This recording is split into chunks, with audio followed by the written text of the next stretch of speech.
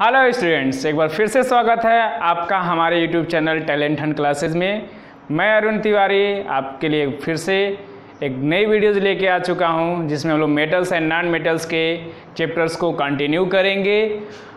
पिछले 3 वीडियोज़ में metals and non metals के हमने देखा है, मेटल्स एंड नॉन मेटल्स की फिजिकल प्रॉपर्टी पार्ट 1 में देखा हमने। दूसरे वीडियोज़ में हमने देखा मेटल्स की केमिकल प्रॉपर्टी, और तीसरे वीडियोज़ में हमने देखा नॉन मेटल्स की केमिकल प्रॉपर्टी, और साथ ही साथ मेटल्स और नॉन मेटल्स के यूजेस क्या होते हैं, ये सभी चीज़ें हमने डिटेल में देख रखा है। अगर आपने अभी तक नहीं देखा है तो जाइए, प्लेलिस्ट में वीडियोस पड़ी हुई है और देख लीजिए, जल्दी देखिए, नहीं तो प्लेलिस्ट से वीडियोस हट भी सकती है, डिलीट भी हो सकती है वीडियोस, तो जल्दी देख लीजिए, नहीं तो वीडियोस चली जाएगी तो फिर प्रॉब्लम हो जाएगी। तो जल्दी जाइए और वीडियोस को देखिए, लाइक करिए, शेयर करिए, कमेंट करिए, ज़्यादा से ज़्यादा लोगों तक पहुँचाइए वीडियोज़ को, और तब फिर देखिए पार्ट 4। चलिए, आज पार्ट 4 जो है वो बहुत ज़्यादा इम्पॉर्टेंट पार्ट होने वाला है केमिस्ट्री के लिए।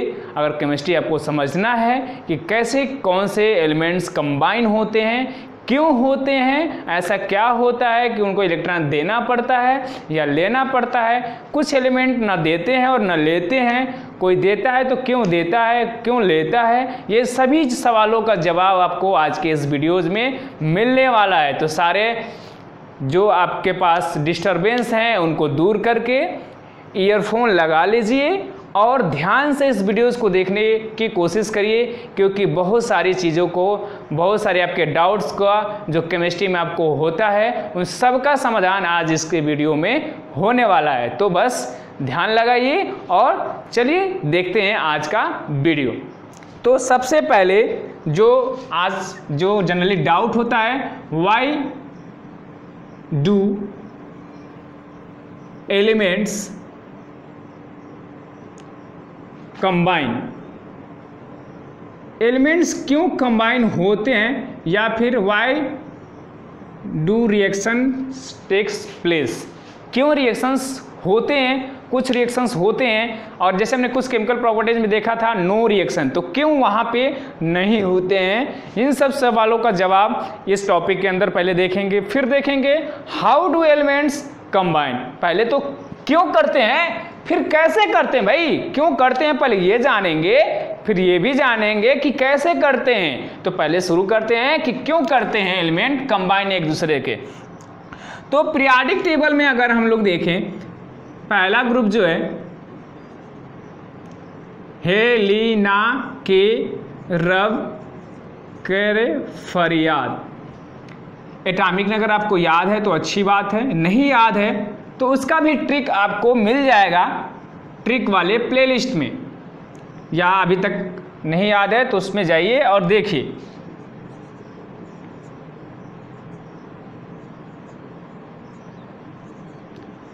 यह है हमारा पीरियोडिक टेबल का ग्रुप 1, जिसमें hydrogen, lithium, sodium, potassium, rubidium, caesium और फ्रांसियम ये एलिमेंट आते हैं। अगर इनके कॉन्फ़िगरेशन की बात करें तो जैसे कि एलिमेंट्स जो होते हैं उनका जो एटॉमिक स्ट्रक्चर होता है तो उसमें इलेक्ट्रॉन, प्रोटॉन और न्यूट्रॉन्स पाए जाते हैं। उनके न्यूक्लियस में न्यूट्रॉन्स और प्रोटॉन्स पाए जाते हैं, तो साथ ही उनके ऑर्बिट्स में इलेक्ट्रॉन्स कंटिन्यूअस मोशन करता रहता है।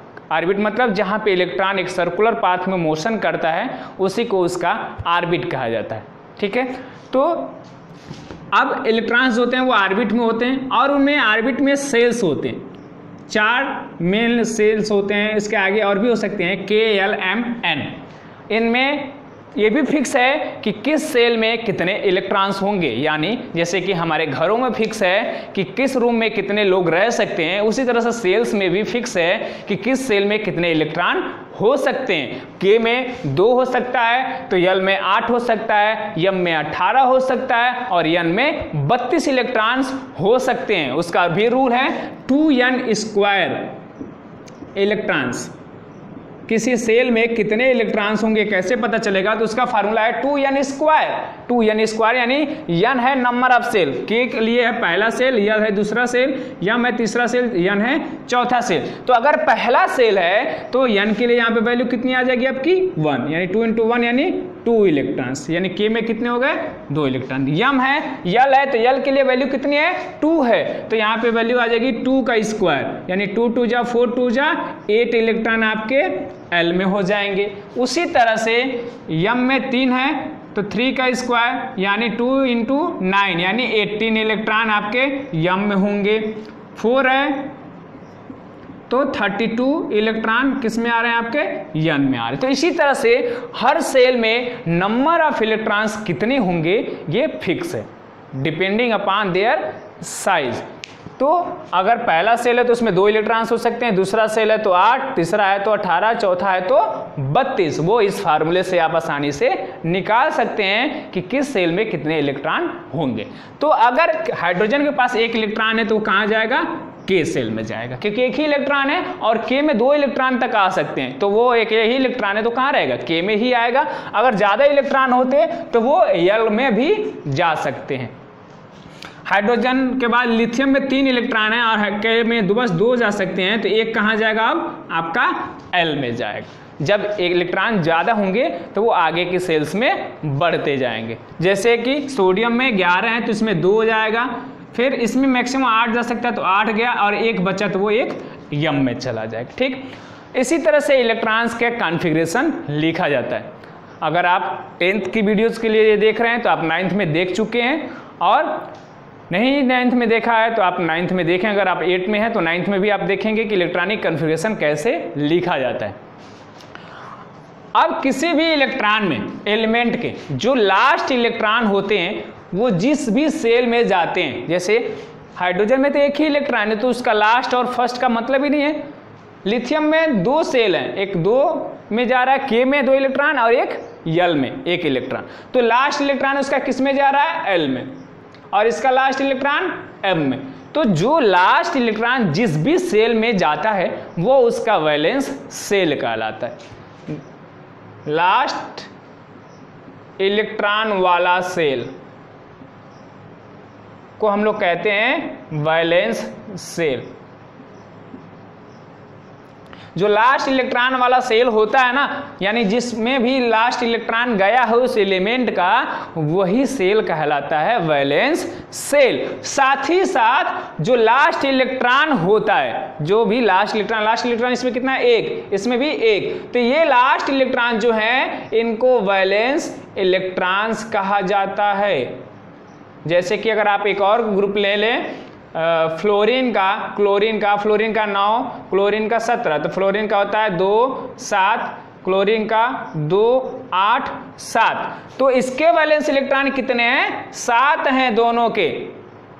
एल्युमिनियम की बात करें तो एल्युमिनियम का होता है 13, 2 8 3, तो इसके वैलेंस इलेक्ट्रॉन कितने हैं 3। यानी जो भी लास्ट वाले इलेक्ट्रॉन्स हैं जितने भी उस सेल में, लास्ट वाले सेल में यानी वैलेंस सेल में जितने भी इलेक्ट्रॉन्स होते हैं वो उसके वैलेंस इलेक्ट्रॉन्स कहलाते हैं। ठीक है, तो ये जो इलेक्ट्रॉन्स हैं उनको हम लोग कह रहे हैं वैलेंस इलेक्ट्रॉन्स। अब जो हमारी टेंडेंसी है एक इंसान की या एक जानवर की या एक पेड़ पौधे की किसी भी का, वो क्या करता है, वो जो भी कर रहा है, मैं पढ़ा रहा हूँ, आप पढ़ रहे हैं, आपके पापा कमा रहे हैं, मम्मी खाना बना रही हैं, जो भी कुछ भी इंसान जानवर जो है वो घास खा रहा है या पेड़ पौधे बढ़ रहे हैं, कुछ भी कर रहे हैं, कोई भी अगर कुछ भी कर रहा है तो वो क्यों कर रहा है, स्टेबल होने के लिए, स्टेबिलिटी को गेन करने के लिए। हम लोग कहते हैं कि जॉब मिल जाए फिर स्टेबल हो जाए। स्टेबल होने के लिए हम क्या कर रहे हैं, पढ़ रहे हैं, पढ़ा रहे हैं, ताकि पैसा मिल जाए, थोड़ा सा खर्च चले, आराम से स्टेबल हो जाए। यानी हर एक काम जो दुनिया में होता है वो स्टेबिलिटी को गेन करने के लिए होता है। तो जो ये एलिमेंट्स होते हैं वो स्टेबल कैसे होते हैं, तो इन्हीं में से एक ग्रुप ए भी होता है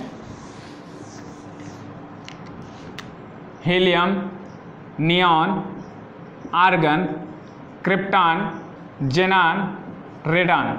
ये भी एक ऐसा ग्रुप है जिसमें अगर इनके कॉन्फ़िगरेशन को देखें, जैसे कि इसका होता है 2, K में 2, 10 है तो 2 और दूसरे वाले में 8 जाएगा, 18 है तो 2 8 8 जाएगा। इसी तरह से ये ऐसे एक सेल हैं जो कि अनरिएक्टिव कहा जाता है, अनरिएक्टिव। एलिमेंट्स, या इनको नोवेल एलिमेंट्स भी कहा जाता है, या इनको इनर्ट भी कहा जाता है, inert elements, inert gases. Inert unreactive novel का मतलब ये जो होते हैं ये किसी भी तरह का कोई रिएक्शन नहीं करते हैं, यानी ये स्टेबिलिटी को गेन कर चुके हैं। कोई अगर कुछ काम नहीं कर रहा है इसका मतलब वो क्या कर रहा है, वो स्टेबिलिटी को गेन कर चुका है, उसको जो भी चीज़ें चाहिए थी उसको मिल चुकी हैं। भाई हमें अभी 1 लाख रुपए चाहिए और अभी मुझे मिल गई तो मुझे काम करने की ज़रूरत नहीं है, और नहीं मिली तो मुझे काम करना है। तो इन एलिमेंट्स को जो है स्टेबिलिटी मिल चुकी है। स्टेबिलिटी का डिफिनीशन क्या है कि अगर उनके आउटर मोस्ट सेल में 8 इलेक्ट्रॉन हो चुके हैं तो वो स्टेबल हो चुका है। इसी को गेन करने के लिए हर एक एलिमेंट जो है वो भागम भाग करता है, यानी या तो वो इलेक्ट्रॉन देता है किसी को या किसी से इलेक्ट्रॉन लेता है। जैसे कि अगर ये सभी हैं, अगर एक इसमें है तो ये एक अगर हट जाए तो इसके आउटर मोस्ट में 8 बच गया और ये स्टेबल हो गया। तो इन्हीं नोवेल गैसेज में एक एलिमेंट ऐसा है हीलियम, जो कि बस आउटर मोस्ट में 2 से ही स्टेबल हो जाता है, क्योंकि इसका सेल जो है उसके इलेक्ट्रॉन्स कम है। तो अगर के सेल में 2 इलेक्ट्रॉन भी हैं तो भी एलिमेंट्स को स्टेबल माना जाता है। बाकी सब में अगर आगे का जो लास्ट सेल है वो यल सेल है, बैलेंस सेल अगर यम आपका है एलिमेंट का, यानी लास्ट इलेक्ट्रॉन आपका यल में है, यम में है, तो वो उसमें 8 होना चाहिए। अगर 8 इलेक्ट्रॉन है बैलेंस इलेक्ट्रॉन तो वो एलिमेंट जो है वो स्टेबल हो जाएगा, यानी इनर्ट गैस कॉन्फ़िगरेशन को अचीव कर लेगा। और इसी को अचीव करने के लिए हर एक एलिमेंट जो होता है वो एक दूसरे से कंबाइन करता है, किसी से लेता है तो किसी को देता है और किसी से शेयर भी करता है। 3 तरह का तरीका है जिससे वो स्टेबिलिटी को गेन करते हैं, या तो किसी को देकर, या किसी से लेकर, या किसी से शेयरिंग करके भी स्टेबिलिटी को वो गेन करते हैं। जैसे कि मान लीजिए अगर फ्लोरीन है उसके पास 9 है तो ये कॉन्फ़िगरेशन हुआ आपका 2 और 7 इलेक्ट्रॉन है इसके आउटर मोस्ट में, लेकिन होना कितना चाहिए 8। तो 8 है ना चाहिए, तो ये कैसे होगा 1 इलेक्ट्रॉन लेकर। लेकिन अगर सोडियम है उसके पास कॉन्फ़िगरेशन क्या है 2 8 1, इसके पास 1 इलेक्ट्रॉन आउटर मोस्ट में है। अगर वो 7 लेना उसके लिए मुश्किल होगा, अगर वो 1 इस इलेक्ट्रॉन को दे दे तो खत्म हो गया, तो 8 हो जाएगा। यानी ये 1 क्या करेगा, एक इलेक्ट्रॉन ये देगा और ये 1 इलेक्ट्रॉन लेगा। तो कुछ एलिमेंट्स ऐसे होते हैं जो इलेक्ट्रॉन देते हैं और कुछ एलिमेंट्स ऐसे भी होते हैं जो इलेक्ट्रॉन लेते हैं, और कुछ एलिमेंट ऐसे भी होते हैं वो शेयरिंग करते हैं, ना वो किसी को देते हैं ना किसी से लेते हैं, पार्टनरशिप करते हैं। ठीक है, तो 3 तरीके हैं जिससे एलिमेंट कंबाइन करते हैं। व्हाई डू एलिमेंट्स कंबाइन, इसका आंसर क्या होगा, to achieve noble gas configuration या फिर to achieve stability. Why do element combine, to achieve stability और to achieve noble gas configuration. Noble gas configuration मतलब helium, neon, argon, krypton, xenon, radon जैसे configuration को achieve करने के लिए ही element react करते हैं, कंबाइन करते हैं। जो एलिमेंट इलेक्ट्रॉन देते हैं या लेते हैं या शेयरिंग करते हैं उनको रिएक्टिव कहा जाता है। जो नहीं देते हैं जैसे ये, इनको अनरिएक्टिव या नोवेल या इनर्ट कहा जाता है। इनर्ट का मतलब कोई काम नहीं करेगा। ये क्यों करेगा, जब इसको जो चाहिए वो मिल चुका है तो वो काम क्यों करेगा, कोई भी काम क्यों करेगा, जब उसको सारी चीज़ों की ख्वाहिश पूरी हो जाएगी तभी तो काम करेगा। जब उसकी ख्वाहिश पूरी ना हो तो जब तक ख्वाहिश नहीं पूरी हुई होगी काम करेगा। उसी तरह से अगर एलिमेंट्स के कॉन्फ़िगरेशन में आउटर मोस्ट में 8 इलेक्ट्रॉन हैं तो वो रिएक्शन नहीं करेगा, कोई भी तरह का रिएक्टिविटी शो नहीं करेगा। लेकिन अगर 8 नहीं हुआ है तो वो क्या करेगा, किसी से लेगा, देगा या शेयरिंग करेगा, किसी भी तरह का तरीका अपनाएगा ताकि उसकी स्टेबिलिटी कंप्लीट हो जाए। अब उसी में दूसरा जो क्वेश्चन है वो है हाउ डू एलिमेंट्स कंबाइन। पहला था व्हाई डू एलिमेंट्स कंबाइन, अब है हाउ डू एलिमेंट्स कंबाइन। जैसे कि मेटल्स और नॉन मेटल्स हम पढ़ रहे हैं तो वह भी कह सकते हैं how do metals and non metals combine.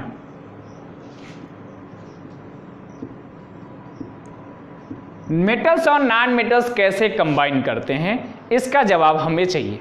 Can you give, आप दे सकते हैं, अगर दे सकते हैं तो कमेंट करिए और नहीं दे सकते हैं तो वीडियो को ध्यान से देखते रहिए। अब पहला क्वेश्चन तो सॉल्व हो गया वाई, अब सॉल्व करना है हाउ, कैसे करते हैं। तो जब हमने अभी देख रहे थे पहले वाले क्वेश्चन का आंसर, तो हमने बताया कि वो स्टेबिलिटी को गेन करने के लिए क्या करते हैं, या तो इलेक्ट्रॉन देते हैं, या तो इलेक्ट्रॉन लेते हैं, या तो इलेक्ट्रॉन शेयर करते हैं। तो elements combine through 3 ways. First one electron donation, second electron accepting, third electron sharing. 3 तरीके से एलिमेंट्स जो होते हैं वो क्या करते हैं, कंबाइन करते हैं। और जैसे कि हम और हमारे दोस्त एक दूसरे से चीज़ों को आदान प्रदान करते हैं, तो हम लोगों में एक अलग तरह का अट्रैक्शन होता है, जिसको हम लोग क्या कर सकते हैं केमिस्ट्री की भाषा में फोर्स ऑफ अट्रैक्शन। और हम लोगों में एक स्पेशल टाइप की बॉन्डिंग पाई जाती है, कि हम लोगों के बीच में एक संबंध बन जाता है, जिसको केमिस्ट्री में कहा जाता है बॉन्ड। तो अगर 2 एलिमेंट एक दूसरे से जुड़ रहे हैं इलेक्ट्रॉन देकर या लेकर या शेयर करके, तो इनके बीच में एक बॉन्ड बन जाता है, जिसको हम लोग सिंपली बॉन्ड कहते हैं या केमिकल बॉन्ड भी कहते हैं। और इनके बीच में एक फोर्स ऑफ अट्रैक्शन होता है, जिसके थ्रू बॉन्ड बनता है, फोर्स ऑफ अट्रैक्शन, जिससे वो एक दूसरे से जुड़े हुए। अगर 2 व्यक्ति एक दूसरे से जुड़े हैं तो डेफिनेटली उनमें कोई ना कोई अट्रैक्शन है, किसी न किसी वजह से जुड़े हैं। तो ये एलिमेंट्स जो जुड़े होते हैं एक दूसरे से, तो इनके बीच में एक फोर्स ऑफ अट्रैक्शन पाया जाता है, जिसकी वजह से वो जुड़े होते हैं। और वो जो अट्रैक्शन होता है उसी को हम लोग बॉन्ड्स के थ्रू रिप्रेजेंट करते हैं, जिसको हम लोग बॉन्ड या सिंपली या केमिकल बॉन्ड भी कह सकते हैं। तो एलिमेंट्स कैसे कंबाइन करते हैं, थ्रू बॉन्ड या केमिकल बॉन्ड बाई। अब कौन से वेज है इसमें, way of combination, way of combination, क्या वे है, क्या तरीका है, कौन सा रास्ता है जिससे ये एक दूसरे से कंबाइन कर सकते हैं। तो इसमें डिटेल में 3 तरीका ले, फिर उस तरह से कहें तो 2 ही तरीके हैं। पहला ट्रांसफर ऑफ इलेक्ट्रॉन,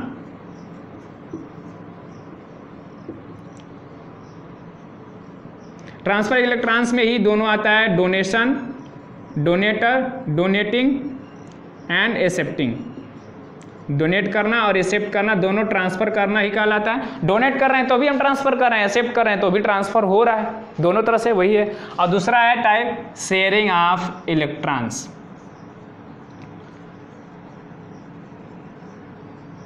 अब ट्रांसफर ऑफ इलेक्ट्रॉन कब होता है और शेयरिंग ऑफ इलेक्ट्रॉन्स कब होता है, ये 2 तरह के केस हैं। जैसे सपोज करिए कि हमें किसी चीज़ की ज़रूरत है, तो हमने किसी से मांग लिया, उसने हमें दे दिया हमेशा के लिए, तो वहाँ पे ट्रांसफ़र हो गया, वो उसका सामान हमारे पास आ गया। या फिर हमारे पास एक्सेस था, उसकी ज़रूरत हमें नहीं थी तो हमने उसको दे दिया, तो यहाँ से भी क्या हो रहा है, ट्रांसफ़र हो रहा है। अगर हमने दिया तो हम डोनेट कर रहे हैं, और हम ले आए तो हमने एक्सेप्ट किया। ठीक, दोनों ही केस में क्या हुआ, ट्रांसफ़र हो गई, यहाँ से चीज़ वहाँ पर चली गई। जैसे सपोज करिए आपको 1 पेन की ज़रूरत है और आपके पास 2 पेन है, तो मैंने आपसे ले लिया, मेरे पास नहीं था तो मैंने आपसे ले लिया, तो मैंने क्या किया, एक्सेप्ट किया और आपने डोनेट किया, तो मैं एक्सेप्टर हो गया और आप डोनेटर हो गए। ठीक है। और दूसरा केस ऐसा हो गया कि 2 पेन होने चाहिए दोनों लोगों के पास, और दोनों लोगों के पास 1-1 पेन है जो कॉमन है, और एक और पेन चाहिए। या फिर ऐसे सपोज करिए कि बैट बॉल जो अगर प्लेयर खेलते हैं तो कई सारे प्लेयर मिलकर एक बैट को खरीद लेते हैं और उसी से सब लोग खेलते रहते हैं, तो वहाँ पे क्या होती है, शेयरिंग होती है, सब लोगों ने मिलकर कंट्रीब्यूट किया और एक बैट को खरीद लिया। तो उसी तरह से एलिमेंट्स कुछ होते हैं जिनमें दोनों को इलेक्ट्रॉन्स की ज़रूरत होती है, तो वहाँ पे शेयरिंग। तो अब इलेक्ट्रॉन देता कौन है, तो हम लोग पहले ही जान चुके हैं कि मेटल्स जो होते हैं वो इलेक्ट्रोपॉजिटिव होते हैं, पहले की वीडियोज़ में हम डिस्कस कर चुके हैं। और नॉन मेटल्स जो होते हैं वो इलेक्ट्रोनेगेटिव होते हैं। इलेक्ट्रोपॉजिटिव का मतलब क्या हुआ, जो पॉजिटिव चार्ज बनाए। पॉजिटिव चार्ज कौन बनाएगा, जो इलेक्ट्रॉन देगा, यानी जो डोनर होगा। और इलेक्ट्रोनेगेटिव यानी जो नेगेटिव चार्ज बना रहा हो, जिस पे ऋण बन रहा हो, यानी ऋण किस पे बनता है, जो लेता है उसी पे तो कर्ज होता है, यानी एक्सेप्टर। ठीक, तो मेटल्स जो होते हैं वो डोनर होते हैं और नॉन मेटल्स जो होते हैं वो एक्सेप्टर होते हैं। तो मेटल नॉन मेटल एक दूसरे से रिएक्ट कर सकते हैं, क्योंकि ये दे देगा और ये ले लेगा। तो एक तरह का कॉम्बिनेशन हो सकता है मेटल्स और नॉन मेटल्स के बीच में। और दूसरा जब दो लोग ऐसे हो दोनों को जरूरत हो, यानी दोनों को जरूरत वाले कौन से हो सकते हैं, दोनों नॉन मेटल ही हो, नॉन मेटल और नॉन मेटल के बीच में।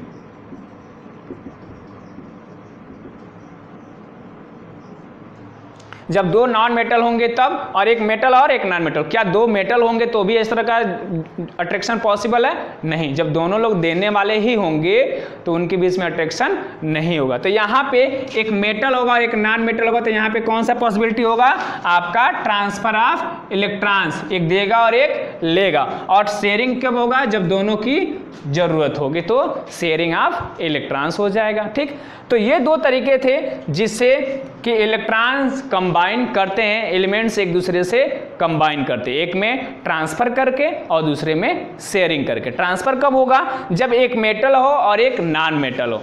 शेयरिंग कब होगा, जब दोनों नॉन मेटल्स हों तब शेयरिंग होगा। अभी कैसे इनका पूरी बॉन्डिंग का एकदम धजिया उड़ा देना है हम लोगों को आगे की वीडियोज में। बस हम लोग थोड़ा थोड़ा देखते चलें पहले कि कैसे सब कुछ होता है, उन सब चीज़ों को पहले सीख लें, फिर इनके बॉन्डिंग को, बॉन्डिंग के टाइप्स को, सब कुछ अच्छे से देखेंगे हम लोग। तो बस यहाँ तक आप लोग अभी ध्यान देते रहिए। जो चीज़ें हम लोग देख रहे हैं इसमें ना समझ में आए तो कमेंट करके बताइए, क्योंकि ये सब चीज़ें समझना बहुत ज़्यादा जरूरी है, क्योंकि इसके बिना केमिस्ट्री अधूरी है। आपकी केमिस्ट्री के सवालों का जवाब आपको नहीं मिल पाएगा। तो इसलिए बहुत ज़्यादा जरूरी है आपको समझना कि कैसे होता है सब। अब जब कोई एक इलेक्ट्रॉन पॉजिटिव है, इलेक्ट्रॉन दे रहा है, इलेक्ट्रॉन ले रहा है, तो जब ऐसे स्पेसीज जो इलेक्ट्रॉन दे सकते हैं या ले सकते हैं, तो जो देता है उसको डोनर कहते हैं और जो लेता है उसको एक्सेप्टर कहते हैं। तो जब वो एक्सेप्ट कर लेता है या एक दूसरा डोनेट कर देता है तो एक स्पेशल टाइप ऑफ स्पेसीज बन जाती है जिसपे एक चार्ज आ जाता है, पॉजिटिव या नेगेटिव। ऐसे चार्ज स्पेसीज को आयंस कहा जाता है। आयंस, आयंस क्या है, चार्ज स्पेसीज। और ये बनते कैसे हैं, आयंस बनते कैसे हैं, या तो इलेक्ट्रॉन डोनेट करके या इलेक्ट्रॉन एक्सेप्ट करके। कैसे चार्ज उस पे आएगा, या तो वो इलेक्ट्रॉन दे रहा हो या इलेक्ट्रॉन ले रहा हो। अगर दे रहा होगा तो कैसा चार्ज आएगा, ऐसे को इलेक्ट्रोपॉजिटिव कहेंगे, और जो ले रहा होगा उसको क्या कहते हैं हम लोग, इलेक्ट्रोनेगेटिव कहते हैं। इलेक्ट्रोपॉजिटिव यानी मेटल, इलेक्ट्रोनेगेटिव यानी नॉन मेटल। अब जो इलेक्ट्रोपॉजिटिव होगा उस पे चार्ज कैसा आएगा, पॉजिटिव चार्ज आएगा। पॉजिटिव चार्ज वाले को केटायन कहा जाता है। A charge species holding positive charge on it is known as cation, and those which has negative ion is known as anion.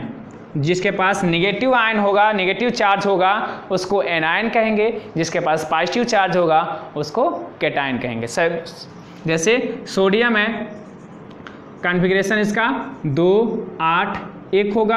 अब ये क्या करेगा, एक इलेक्ट्रॉन दे देगा ताकि इसके आउटर मोस्ट में 8 बच जाए। तो जैसे एक इलेक्ट्रॉन दे देगा तो इसके पास इलेक्ट्रॉन कितने बच गए, 2 और 8। एक इलेक्ट्रॉन दिया तो इस पर 1 प्लस चार्ज आ जाएगा, तो इसी को हम लोग कहेंगे कैटायन।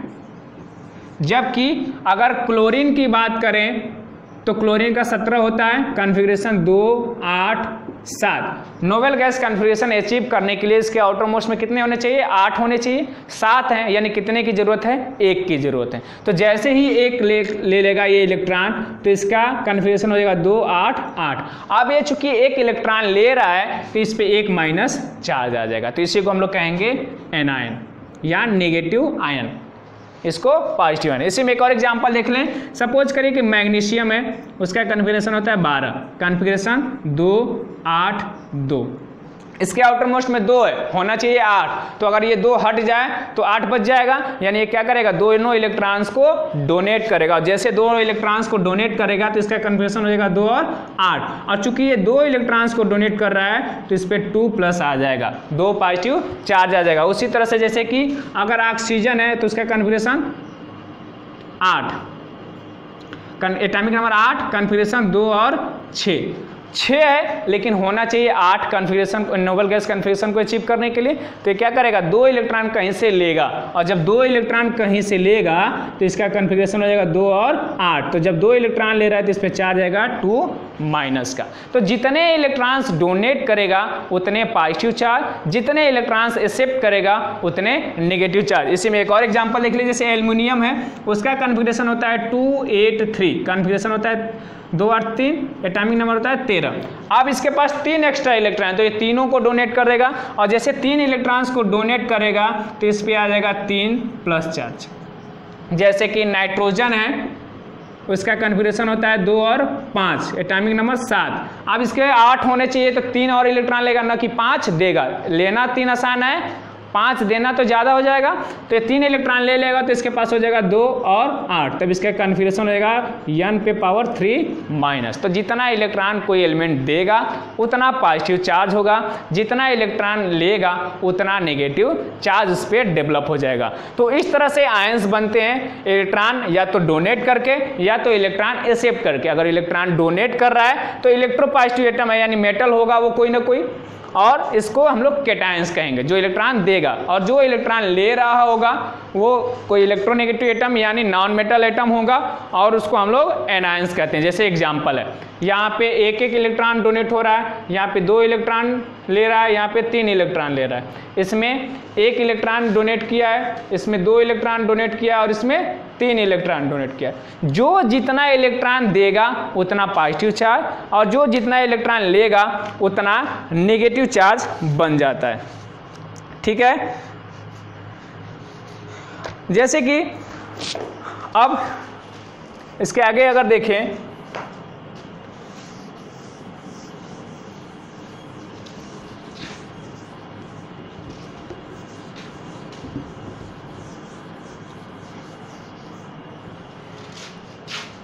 जैसे फॉर्मेशन ऑफ सोडियम आयन, उसी को देखें जैसे कि जिसको पहले हमने देखा उसी को थोड़ा सा और डिटेल में। फॉर्मेशन ऑफ सोडियम आयन, तो सोडियम था, कॉन्फ़िगरेशन उसका था 2 8 1, 2 8 1। ये क्या कर रहा है, 1 इलेक्ट्रॉन दे दे रहा है, यानी इसमें से 1 इलेक्ट्रॉन कम हो गया। जैसे 1 इलेक्ट्रॉन कम हो जाएगा तो इस पर कॉन्फ़िगरेशन क्या आ जाएगा, 2 8 हो जाएगा। तो जब 1 इलेक्ट्रॉन कम हो गया तो इस पर 1 प्लस चार्ज आ जाएगा। ठीक, इसी तरह से फॉर्मेशन ऑफ मैग्नीशियम आयन,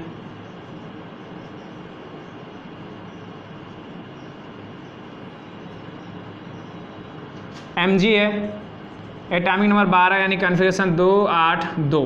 तो इसमें से 2 इलेक्ट्रॉन निकलेंगे, 2 इलेक्ट्रॉन निकलेगा तो इसका कॉन्फ़िगरेशन कितना हो गया, 2 और 8। तो 2 इलेक्ट्रॉन निकले तो इस पर 2 प्लस चार्ज हो जाएगा। ठीक, इसी तरह से फॉर्मेशन ऑफ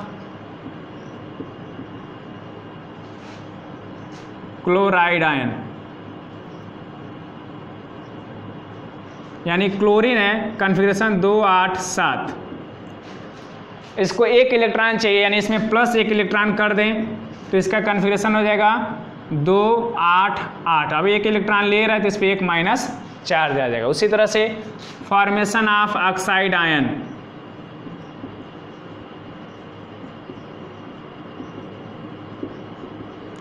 यानी ऑक्सीजन है तो उसका एटॉमिक नंबर 8, कॉन्फ़िगरेशन 2 और 6।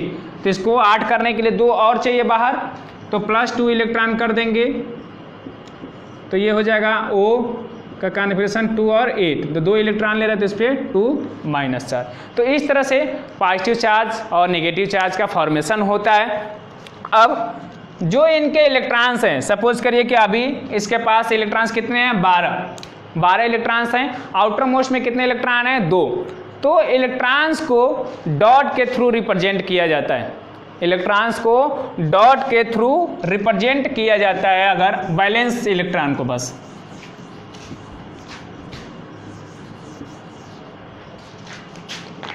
इलेक्ट्रॉन डॉट रिप्रेजेंटेशन या इलेक्ट्रॉन डॉट स्ट्रक्चर।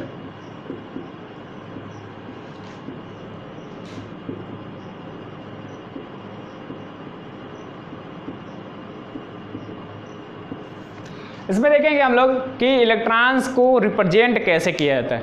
तो कई तरह के इसमें अभी आगे आप लोग देखेंगे। लेविस एक साइंटिस्ट थे, उन्होंने कहा कि अगर बैलेंस इलेक्ट्रॉन्स जो होते हैं, बैलेंस यानी आउटर मोस्ट जो इलेक्ट्रॉन्स होते हैं, जैसे हमने देखा कि सोडियम में 11 इलेक्ट्रॉन है, कन्फिगरेशन क्या हो रहा था 2 8 1, तो जो एक इलेक्ट्रॉन था वही क्या था उसका बैलेंस इलेक्ट्रॉन, लास्ट इलेक्ट्रॉन यानी आउटर मोस्ट इलेक्ट्रॉन। तो उनको अगर हम लोग डॉट से रिप्रेजेंट करें तो ऐसी को हम लोग क्या कहते हैं इलेक्ट्रॉन डॉट स्ट्रक्चर या इलेक्ट्रॉन डॉट रिप्रेजेंटेशन। सोडियम है तो इसके इलेक्ट्रॉन कितने हैं 11, तो इसको रिप्रेजेंटेशन करना है यानी Na लिखकर एक डॉट बना देना ही क्या कहलाएगा इलेक्ट्रॉन डॉट स्ट्रक्चर कहलाएगा। या फिर अगर Na प्लस है यानी अब इसके कन्फिगरेशन क्या हो जाएगा 2 और 8, यानी इसके आउटर मोस्ट में कितने अब है 8, तो अब 8 स्ट्रक्चर बनाना होगा। यहाँ पे 1 2 3 4 5 6 7 8 और कैसे इस पर प्लस चार्ज जैसे कि क्लोरीन है तो 17 कॉन्फ़िगरेशन 2 8 7, यानी इसको हम लोग ऐसे लिख सकते हैं, इसके 7 इलेक्ट्रॉन है तो 1 2 3 4 5 6 7। ठीक, अब अगर एक इलेक्ट्रॉन ये ले लिया प्लस एक इलेक्ट्रॉन इसमें हो गया, तब इसके पास कितने हो जाएंगे आउटर मोस्ट में 8 हो जाएंगे। 7 था, एक और ले लिया तो कितना हो जाएगा 8। तो जैसे 8 हो जाएगा तो हम लिख सकते हैं 1 2 3 4 5 6 7 8 और एक इलेक्ट्रॉन लिया है तो माइनस चार्ज। ठीक, ऐसे ही अगर ऑक्सीजन है तो इसका कन्फिगरेशन होता है 2 6, तो स्ट्रक्चर हम लोग बनाएंगे तो O पे 6 इलेक्ट्रॉन 1 2 3 4 5 और 6, और सपोज करिए कि ये 2 इलेक्ट्रॉन ले रहा है। नोबल गैस कन्फिगरेशन को अचीव करने के लिए क्या करेगा, ये 2 इलेक्ट्रॉन लेगा तभी तो 8 हो जाएगा। तब O पे 8 इलेक्ट्रॉन हो जाएगा 1 2 3 4 5 6 7 8, तब इस पर 2 माइनस चार्ज आ जाएगा। ठीक, अब चूँकि वीडियो काफ़ी लंबी हो गई 32 मिनट की हो गई, अब इस वीडियो को बस यहीं पर आने दे रहे हैं। आगे की वीडियोज़ में हम देखेंगे कि एलिमेंट्स एक दूसरे से कैसे कंबाइन करते हैं, यानी मेटल नॉन मेटल से कैसे कंबाइन करता है और नॉन मेटल से कैसे कंबाइन करता है, किस तरह का बॉन्ड बनता है, उनके इलेक्ट्रॉन डॉट को कैसे रिप्रेजेंट कर सकते हैं। तो इस वीडियो को अगर आपको समझ में आया हो, आपको चीज़ें क्लियर हुई हो, तो लाइक करिए, कमेंट करके बताइए कि हाँ आपको समझ में आया, नहीं समझ में आया है तो भी कमेंट करके बताइए कि कहाँ पे आपको प्रॉब्लम हुई है, ताकि आपको उस प्रॉब्लम को हम दूर कर सकें। ठीक है, फिर मिलते हैं नेक्स्ट वीडियो में। खुश रहिए, पढ़ते रहिए, जय हिंद।